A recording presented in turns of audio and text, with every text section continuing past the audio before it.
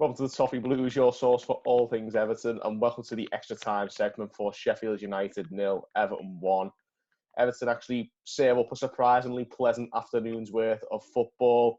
And to go back over it, I'm joined by Owen Parks. We picked up our first win in 5 games yesterday. Owen, I bet you weren't expecting that, were you? No, not at all.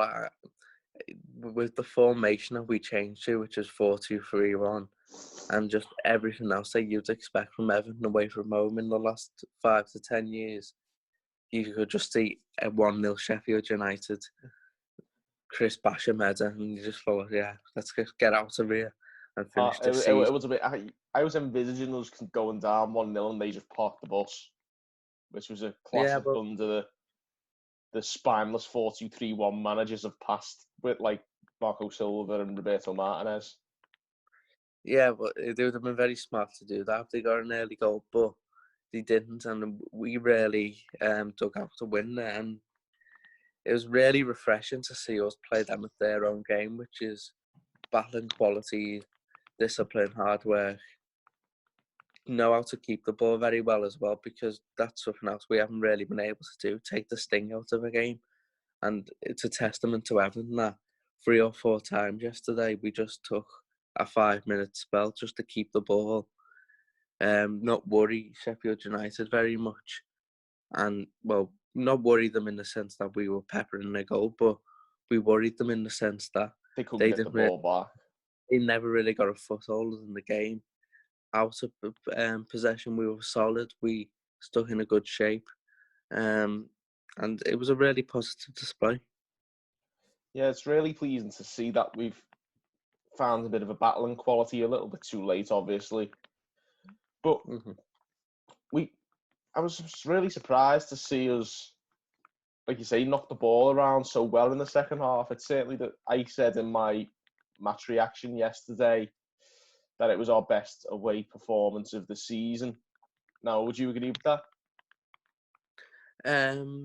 No, not really, because I think there's been more times away from them where we've been more free-flowing. Newcastle away, I think, was probably our best. It was hard work that day, but I think they've only been beaten a couple of times at home this season, and we went there and we created loads of chances. And we still did what we did yesterday, by the way, which was dig in. There's been other ones as well where we've won, and I think Carlo Ancelotti now has 4 away wins as Everton manager in half a season, which is pretty good for an Everton manager, because we never seem to have more than 4 away wins in a season. We got 5. So it's incremental progress, isn't it? Becoming more positive. It's just making you feel like you're going in the right direction. I think we are. I just think it's slower than people want, because Everton fans want everything now and they want to win everything. But I feel like we're becoming a team that's hard to beat, trying to keep the ball better and a bit of a threat in the final third.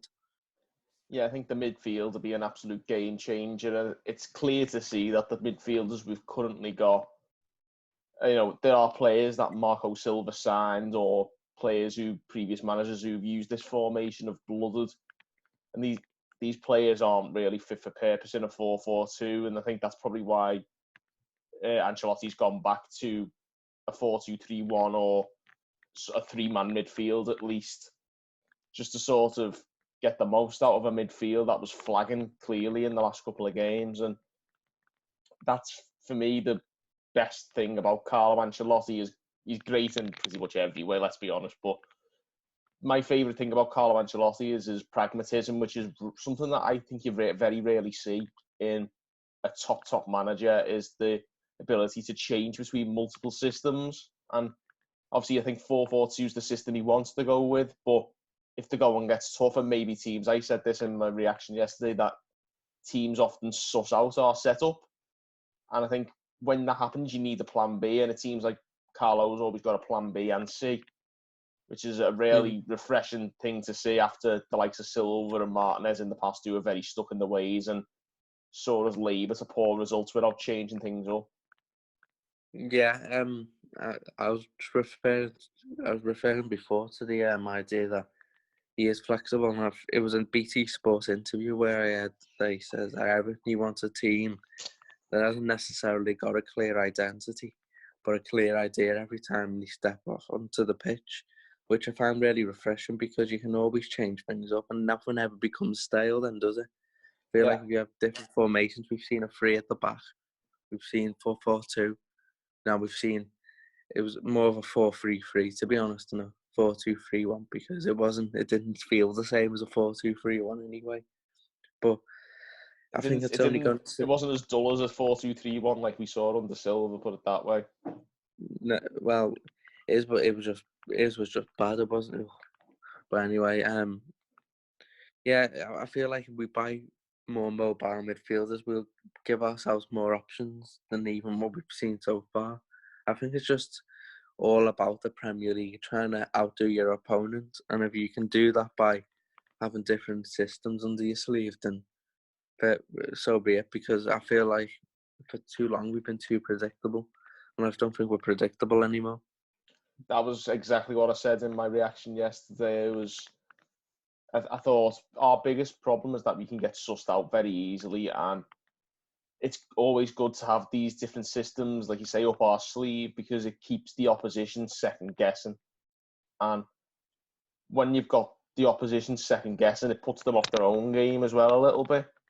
And obviously that gives us a fighting chance as well. And I think if we get the better players and who are able to play a 4-4-2 along with a couple of these who maybe suit three-man midfield, there's a lot of opportunities for us to switch up mid-game and again maybe throw the opposition off the game and build our own way into games, which is not something we've done enough at all this season. But I'm sure Carlo's going to be looking to address that in the transfer market.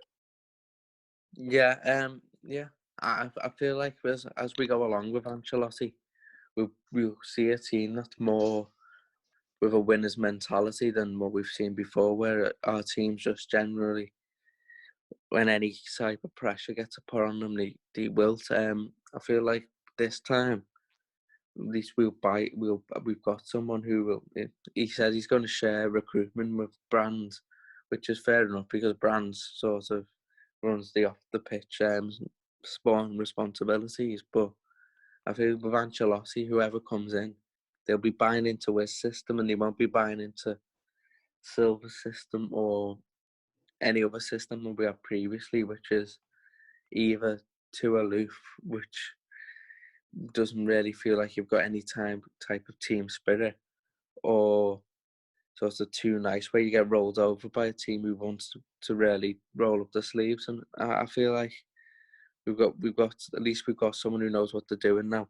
Normally, when you've had some of the performances we've had, there's been normally a big call for the manager, but there hasn't been that because people realise that he's working with what he's been given, and it really can't be sort of overstated the job Carlo Ancelotti's done at Everton so far, considering we had when Silva went and Duncan came in, we had 13, 14 points. We were 18th when Duncan Ferguson started.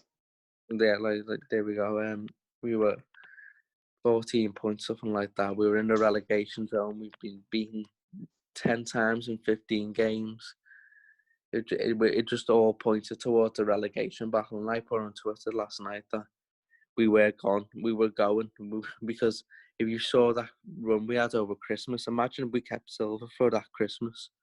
If you're thinking, so if we go through each and every one of them games, you could make a case for us losing it. So Chelsea at home, you probably would have fancied Chelsea to beat us. Even don't got them fired up, but I really couldn't see Silva winning that game. Silva would not have won that game.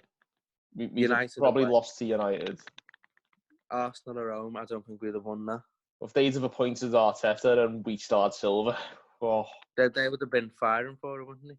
Burnley on Boxing Day, we wouldn't have won that under Silva because he couldn't break teams down. That'd have been a 0-0 if ever there was one. There we go. So Newcastle away, we wouldn't have won that either. And then City on New Year's Day, we got beat 8-0. So we wouldn't have probably won a single one of them games. So if people say, "Oh, why are you saying we were in a relegation battle?" No, we probably weren't at that point, but we would have been with that run. Sucked into one. We'd have probably been cut adrift a bit. So that's why I'm saying we were in a relegation battle, and for Ancelotti with the help of Ferguson to come in and steer us away from that, I think it's been an incredible job. Yeah, it's been there's been disappointing moments, and the team's still very laborious to watch. But the job Ancelotti's done in sort of just putting a bit more steel into this side we have started to see it a little bit more. We have had our blips. The Wolves game last week, the Chelsea game before lockdown, the derby as well against their blooming kids. I think those three games. He definitely wouldn't have won that, would he? So, but yeah, those are probably the three low points of his reign so far. But other than that, he's generally instilled a steeliness in this team that we definitely wouldn't have seen under Marco Silva. No, not at all, because it's sort of like if you've won as many trophies as Ancelotti has, you've got to have a bit of a gritty and a steeliness to you, whereas the previous manager we've had just don't have that. You could say in a lesser way, people won't like this, but Allardyce might have had, because he was in so many battles at the bottom, and with Bolton, the teams had to fight. And Moyes maybe as well. Their teams had to fight, but apart from that, the rest of them are the just... continental managers we've had in the past have been very spineless, haven't they? Yeah, it's been a case of unless they can play a free-flowing brand of football, it's all folded very quickly. And with Ancelotti, that's certainly not going to happen, because there's been no evidence of his teams ever doing that. And like the other two have said, people won't like that, but Allardyce teams and Moyes teams always fight, so whatever. Well, to be fair, I think Carlo's going to instill a situation where we can both play and fight, which is something we won't have seen, which is very encouraging to look forward to something like that. But obviously, it's going to take time and some better players coming in the door to be able to get that out of this team. Yeah, I think his remit so far has just been to try and get a flow of results going. So to play 4-4-2 and make it as difficult as you can and win as many games. Obviously, with a window and some better players and some time in pre-season. I know we won't have much time because it's a quick turnover, but with more time without games, I think you'll probably find Everton next season are a bit more better to watch as well. So we'll see. We've got to hope anyway. I think that's the one thing that I said, that watching the second half yesterday gave us a bit more hope for next season, because I think everyone was fearing the worst after the last couple of games, weren't they? With the people were saying we could be in serious trouble next season. I was one of them, to be quite honest. I'm still not resting on my laurels to say that everything's going to be fine. We're still a team that's really it's been really poorly assembled, that doesn't really have any kind of clear way of playing. That there's still so many things wrong with recruitment there, and so I'm not going to rest on my laurels. But I am more confident that we're going to be at least in a comfortable position with Ancelotti. Yeah, we'll be comfortable, but is that what Everton were looking for when they appointed the proven winner? No, I'm not saying that's the be all and end all, but I feel like if Marco Silva was still in this situation, and Martinez and Koeman, I'd be worried next season that we were going to stay in the league.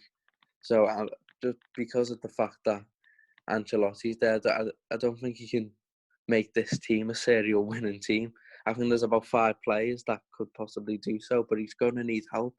Because it weren't long ago we were saying that this team couldn't string a result together. Well, so, that was literally 3 days ago. Exactly. There we go. So I feel he needs help in the summer to push us on, is what I'm saying. But I think the reason we got that win yesterday was because he changed the formation, and that's what brought that result. If he stuck with a 4-4-2 there, we probably don't win. And that's his flexibility that brought that win, and that's what sets him levels above any managers we've had in the past. There's probably only David Moyes who would have done that. He certainly wouldn't have done it mid-game. No. No, I don't think anyone would have either.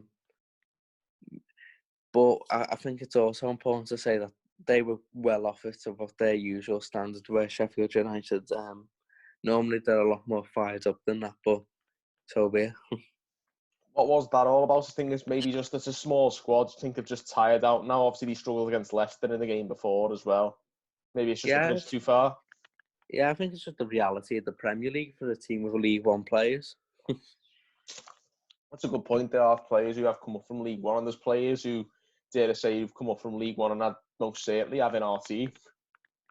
Yeah, I don't know. I'll have a few of their players as well. I know we've got Luca Dean, he's excellent, but I thought Ender Stevens for them really does. I'm a very big fan of Ender Stevens. I think he'd be a good Yeah. addition, especially Yeah, if Leighton Baines goes. But yeah, well, I think maybe if Leicester do the right thing and cash in on Chilwell, I think Ender Stevens would be a good addition for them because I think he's a good player. I think they've got a lot of good players, but I think it's in a system where they know who's going to make the run where. I think if you put them in a different system, certainly with a different manager, I don't think any of them players have the same success.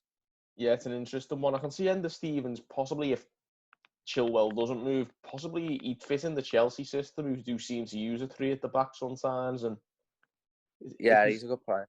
He's a very good player. I like watching him. But for Sheffield United, I think it's interesting. We talk about players coming up from League One and doing bits in the Premier League, but we've got a few players of our own who've done it. Calvert-Lewin, Holgate, and of course Jared Brandthwaite, who came from League Two and has been putting in some good performances, hasn't he? He doesn't look like a lad who's 18 who was a bit part player for a League Two team, does he? He looked really comfortable on the ball. He knows how to defend. I don't know what it is, but he really surprised me the way he stepped in and I think he's looked better than Yerry Mina, to be honest. He's only played twice, but I think that says a lot about how sometimes we can't always put our trust in our centre backs at the moment. But he has come in and done a very solid job, hasn't he? And the fact that he's a left-footed centre back as well is very pleasing because we don't have one of those at the moment. We have been linked with Gabriel, but should we not manage to get Gabriel, it might not be as much of a hammer blow as it otherwise would have been, because we've got a player there who looks like he's ready to step up.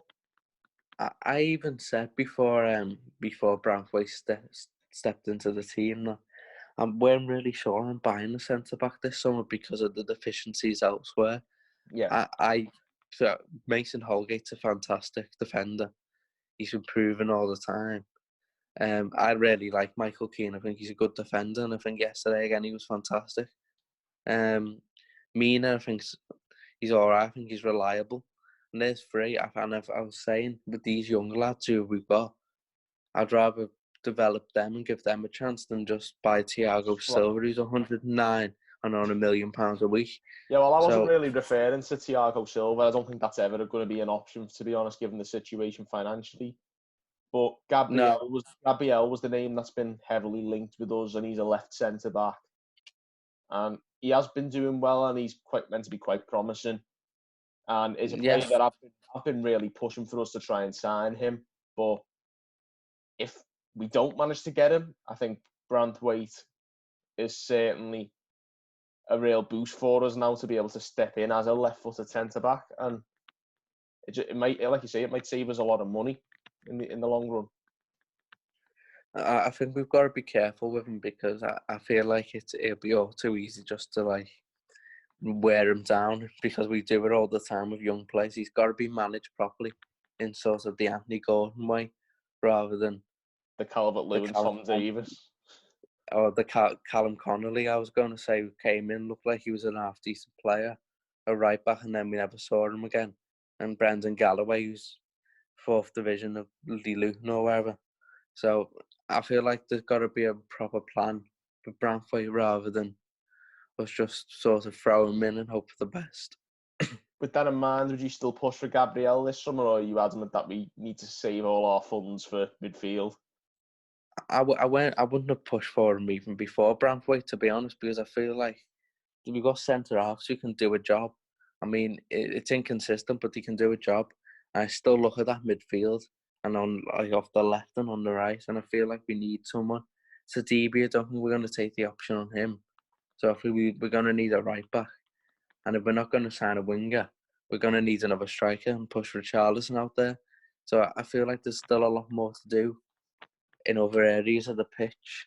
Whereas I feel like centre-back, especially with Branthwaite and Lewis Gibson coming back, by the way, I feel Yeah, we he's a can good cope. player. Yeah, Yeah, I he think was good. we have got a lot, to be honest, of options at the back now. I just don't think it's the number one priority. And another thing, if Stecklenberg's going on, we're going to need a goalkeeper. And the question is, do we need a new number 2 or a new number 1? Well, a new number 1, but will we get a new number 1? Yeah, it's an interesting situation, but again, it all depends on how much money we can throw around in the summer. I don't really want to see us throwing too much money around because our record seems to be a lot better when it comes to buying cheaper players than it does when we throw our weight around in the market. No, I just think we need to buy players who. I think the pivotal thing that we need to look at is if we're going to go with a 4-4-2, we're going to need to look at players who have had some sort of experience of playing in some sort of similar way with a 2 up front. I think we've got a lot of midfielders who I don't think have ever played in a 4-4-2 before. No, that's Gomez spot on. Davis might have done with Unsworth and that, but nothing in the first team. Sigurdsson of Swansea was 4-3-3. Awobi at Arsenal would have been a 4-3-3. Bernard 4-3-3. I think Iwobi's definitely not going to fit a 4-4-2. No, he isn't, because he's a number 10, and that's why I was a bit annoyed last night that we played Sigurdsson in the number 10 where we had Awobi to see what he could do. But that could be a possibility for Bournemouth on the final day if he wants to rotate a bit. Yeah, there's just under a week until the next game. I feel like there could be a couple of people who come in, but I feel like he'll stick with a similar team to what he played last night. Yeah, I mean, when it's starting to deliver results, that's like got to be the option because it's not like we've been delivering many results. So, and I'm sure the last thing that Everton wants after the season, that regardless of how well we did yesterday, has been a pretty miserable one. The last thing we want to do is finish it on the low note of getting beat at home to a side who may still well go down even if they beat us. Oh no, they're going down all right. I'm not accepting anything else. We better beat them. Yeah, that would be an absolute embarrassment. I think that'd be almost as bad as the Norwich game in November to get beat off them. But they're pathetic. We've got to surely do well in that game. But we'll wait and see. They could well be relegated before we go into that game, depending on how Watford and Man City get on this evening. So we'll have to keep an eye on Watford. Yeah, I didn't think I'd be cheering Watford on this season, but so be it. Yeah, I just anything but Bournemouth to stay up. So that's the only vested interest I've got left for the rest of the season is to sort of relegate them. And we talk about Everton's disappointing sliding doors moments of years gone by and the opportunities we've missed, but one of the positive sliding doors moments is when we hire Carlo Ancelotti, and the alternative could well have been to hire Eddie Howe. That would have been very scary, wouldn't it? The people know my thoughts on Eddie Howe. Well, I'm very much in the same camp as you when it comes to Eddie Howe. I'm not very. I think he's one of the most overhyped managers of recent years. I think of all time, to be honest. I don't think anyone who they've got. Well, let's just keep it simple. They've got worse every year, so that just tells me the more he's coached them in the Premier League, the worse they've got. The recruitment's been shocking. Well, I think that's it. I think he's not a bad coach because he obviously got them out of League Two and up to the Prem, but his recruitment's appalling. There's one thing to be a good coach and there's another thing to be a good manager. But he's ruined it for himself again because he had a core of players who were EFL players, but he kept them up for the first few years and then he ripped that up and just bought £13 million worth of rubbish and Solanke, Afobe. Brad Smith was there at some point, weren't he? I think he's still there. Just he's probably getting loaned out, probably, yeah. The whole thing, and the ironic thing with them is their best players are players they brought through, like Ramsdale, the keeper's all right. A few players like that. Cheap deals like David Brooks. They're their best players, and they still spend big on nonsense. Yeah, well, I think they've probably bought some more insane ones this season. They'd even like that Stanislas, they've brought him back into the fold after a few years in the cold, and he's done well better than anyone else they've had. That's because he's got the hunger to play for Bournemouth, the rest don't. And then, as for his defensive organisation, Jesus. Well, that doesn't even bear thinking about. Imagine him in charge of Everton. Imagine him with that midfield and a high line. Oh my God, that is like when we talk about sliding doors moments, but the day we hired Ancelotti as opposed to somebody like that could well be a pivotal moment in making sure this bad era of our history doesn't get even worse. I know we're going off at a bit of a tangent here, but people genuinely fumed before Ancelotti came on the scene that I said I'd rather have had Moyes than Howe. And people couldn't understand that for the life of them, but there was no contest there for me. But hey, we ended up with Ancelotti, and it's gone relatively well when you consider how poor it's been most of the season. He's got us out of a hole. He's got us a couple of decent results in spite of a poor squad, and it's disappointing. It's going to be a bottom half finish, but it's probably about where we deserve when you balance this up with what was served up before he came in. A distant bottom half finish, by the way, was Arsenal on 10th on 53. So we haven't really been close, have we? Well, it's mad really because we were in the top half about 3 games ago, but that's what happens when you have a bad run of form in this league, and especially when it's been as tight as it has this year. And that just shows our shortcomings. We've got to drastically improve for next season. We've got to get the recruitment spot on, and we could be in with a chance for a decent season next year. But there's a lot of what ifs, and we've just got to see what happens. And the recruitment's got to be better, and I'm confident it will be with Ancelotti and Brands working together and hopefully we can source the right players. I think if we get players who can work in a 4-4-2, like I say, and mix it up with players who can play in a 3-man midfield, I think that flexibility will only benefit us next season when it comes to, if the going starts to get tough, maybe we can change it up and hopefully not go on as many bad runs as we've been on this season. I think the key is mobility. Players with energy, you can plug any quality gap that they may have, but they can replace it with energy and fighting to grit to get a result. I look at the lads at Toulouse, Ibrahim Sangare. Everton are worried about him apparently because he has no technical ability. Well, if you look at some teams in the top half, they don't have much technical ability, but they're there because of organisation and discipline and energy. So maybe they're looking at the wrong type of player. Yeah, well, we had a lot of technical ability in the midfield yesterday, and he played really well in that 3. But we've seen those very technical players try and play in a 4-4-2, and it just doesn't cut the mustard. No, because you need to be able to get about the pitch, and they're all right in the 3-man midfield. But if we play 4-4-2 with them, they get overrun. Yeah, so I think again we're going off on a tangent, but even after a good win yesterday, I think all eyes are firmly on the transfer market now as well. I'm really pleased with yesterday's results. I know I'm. We're not knocking that, and of course it's a rare one for you. Andre Gomez played brilliantly, so fair play. I went as far as to say it's probably his best game for Everton. I feel like he really controlled the midfield. Did he first, guys? Owen's praising Andre Gomez. Sigurdsson played well as well, but we won't mention that because Gylfi Sigurdsson apparently. So Gylfi Sigurdsson plays well with a captain's armband on as well. There's something that I never thought I'd say. He's a change man. Oh yeah, well yeah, there you go.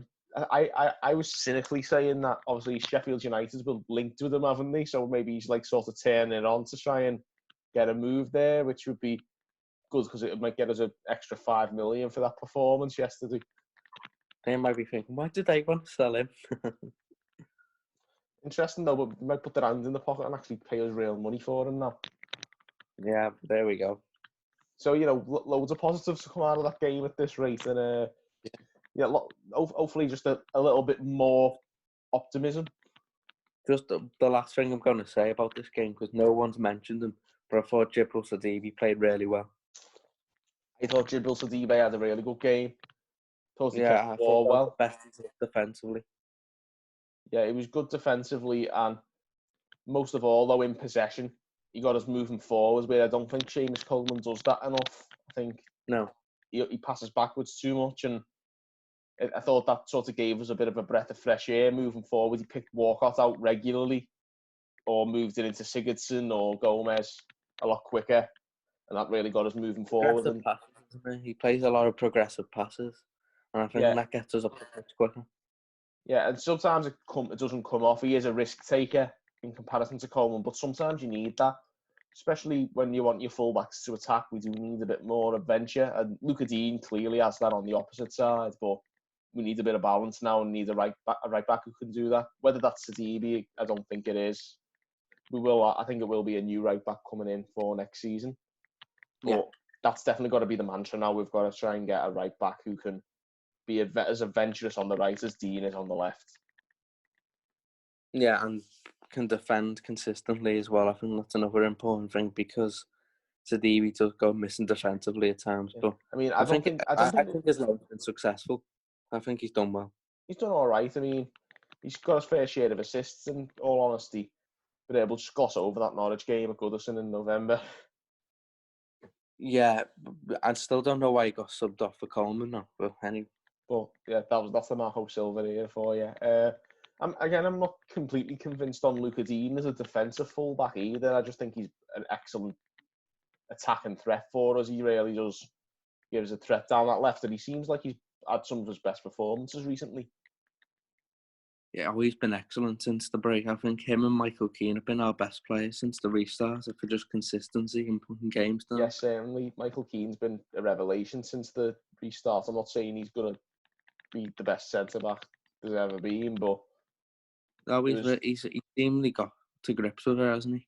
But he's shown a solidity we haven't seen from him in his time here so far, which can only bode well moving forwards. Whether we sell him we can certainly make some money for him if we did sell him, or whether we keep him. Either way, I think it's good to see that he's doing well, and he's a likable. I really like him, to be honest. I just think history proves that Michael Keane, that good coaching, always gets the best out of him. Whereas if he's just thrown in with the rest, doesn't seem to work. Yeah, I think that's a good point for many a player, whether it's an Everton player or it's not just exclusive to Michael Keane, but good coaching goes a long way in any team, really. And you look at the sides who do the best at the moment. They're all the sides who are coached the best. And the teams at the bottom just play what they want. So yeah, so it is testament to coaching, and that's why we should be pleased to have Carlo Ancelotti in charge, because there's not many better than him. Nope. And just one thing to finish, because I forgot to touch on this during the match reaction yesterday, and I almost forgot to touch on it during this show as well. How awful was the referee?